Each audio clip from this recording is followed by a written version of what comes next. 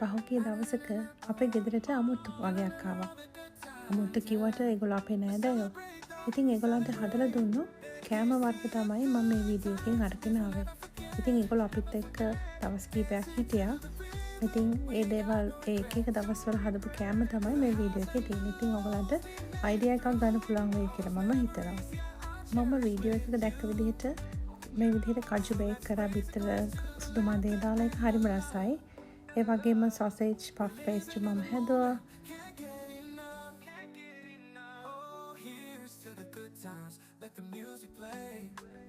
ඉතින් cocktail bite එකක් විදිහට චිකන් ඩෙවල් එකක් හැදුවා.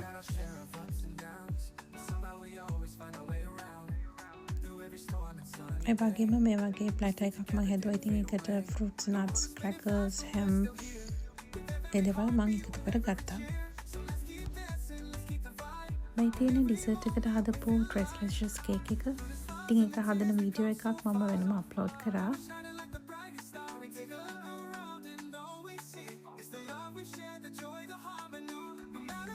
මේ තියෙන එක දවසක ඩිනර් එකට සර්ව් කරපු ක්‍රීමි පාස්ටා එකක් හැම් ඇන්ඩ් බේකන් දාලා හැදුවේ.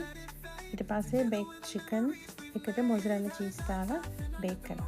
මේ තියෙන බ්‍රෙක්ෆාස්ට් වලට හදපු ප්ලැටර් එකක් එග් සෑන්ඩ්විච් එක බීෆ් රෝල්ස් ඒ වගේම කලින් දවසේ හදලා අපිට ඉතුරුනා පෆ් පේස්ට්‍රි ඉතින් මම එකත් මේ ප්ලැටර් එකෙන් තිබ්බා.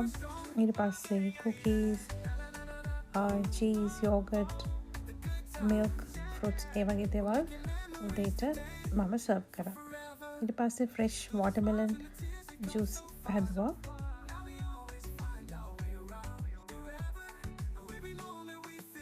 මේ තියෙන්නේ තව දවසක ඩිනර් එකක්. මේක හැදුවේ ඉතින් අපේ ගෙදරට ආපු ඒ අමුත්තෙක්ම තමයි. හිතන්න එපා අමුත්තන්ගෙන් වැඩ ගන්නවා කියලා. ඉතින් යාට කැම රසට හදන්න පුළුවන්. ඉතින් මේ තියෙන්නේ mixed fried rice එකක්. ඒ වගේම මේ තියෙන deviled beef එකක් සහ homemade pork linguiç මේ විදිහට සර්ව් කරා. ඉතින් මේක තමයි එක දවසක ඩිනර් එක උනේ. මේ තියෙන්නේ මම හදපු කොක්ටේල් එකක්. ඒ වගේම ඒගොල්ලෝ යන දවසේ උදේ බ්‍රෙක්ෆාස්ට් එකට cheese and ham sandwich හදලා ඒගොල්ලන්ට අරන් යන්න දුන්නා.